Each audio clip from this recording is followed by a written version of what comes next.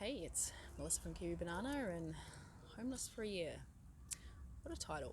Let me explain. So, I had quite a big shift in my life, be about a year ago while I've been recording this.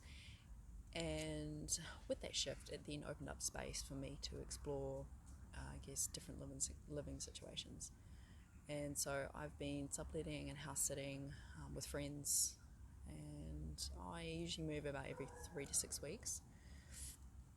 And I also don't have a car as well. So I guess you may ask, like, well, how do you do that? Well, I guess it's all about possessions. Your physical possessions makes it really easy. I don't have a mortgage. I don't have any animals. I don't have children. I'm not like married to someone. I'll do a video on my own how I do relationships in another day. But I have a big backpack, a couple of boxes with some clothes and documents, a couple of boxes of food. I have a bicycle and I have some camping gear, and that is literally all that I own. Um, yeah, and it's actually quite liberating, the fact that I don't own a lot of stuff, which may seem like kind of a strange concept to others, and that's okay too. And I guess another big question is why? Why would I want to live like this? Because I understand it can be a little bit strange for people, and that's okay. So I guess number one is learning to live with less. Less possessions. I find obviously I get some sort of like mental clarity with having less things. I also find it's cost effective, and it's also better for the environment in the sense that you're not buying a lot of things. Like there's a lot of things that we have already made, and we've used resources to make, I don't know, all these bits and pieces that we don't all need to own. Like not everybody needs to own a lawnmower.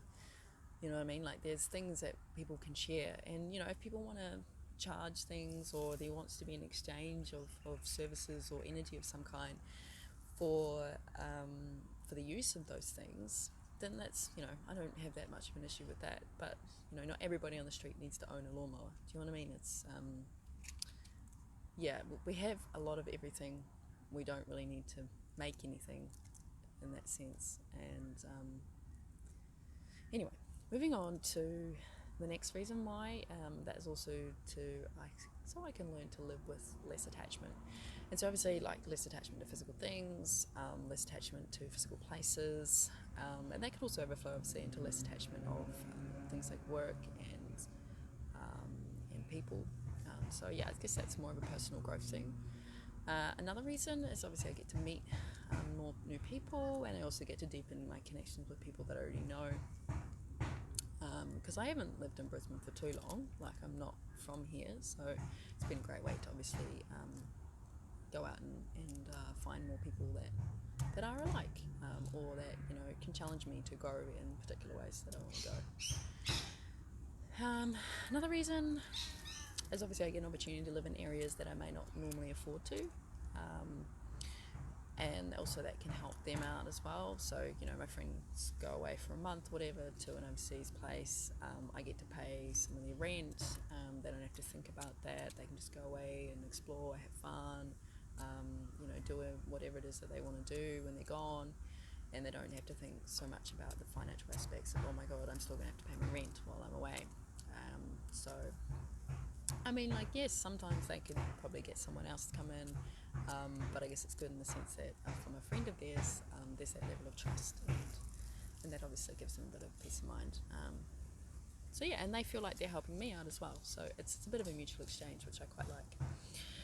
I guess another reason is that I'm probably going to be heading into the direction of kind of tiny home living, mobile living sometime in the future. So this is a really good practice to head in that direction. And I guess the last thing I want to talk about is this way of living good for everybody? Like, should everyone live this way? It has a lot of benefits to it, but I don't really see everybody doing it, because it would take a huge shift in everybody, in the way that they look at life, their perspective, I guess, on the way that they should live their life, in order for it to work for them. So yeah, it's just something that I'm doing. I guess it's quite a long experiment. Some people would say it's quite an extreme experiment, and that's okay. I just always know that Everything always works out. You know, I always think like, what's the worst thing that could ever happen? And it's never really that bad. So I guess that's all around your perspective of life, and I guess what kind of fears and what kind of things you're holding on to as to whether you would feel comfortable enough living this way. And yeah, so I guess that's the end of this topic. If you've experienced something similar, or you're really interested in living that way, you're more than welcome to leave your comments and questions in the comment section down below. If you want to communicate privately and not publicly, you're more than welcome to send me an email. And I'll see you in the next video, and I hope you manifested some happiness today.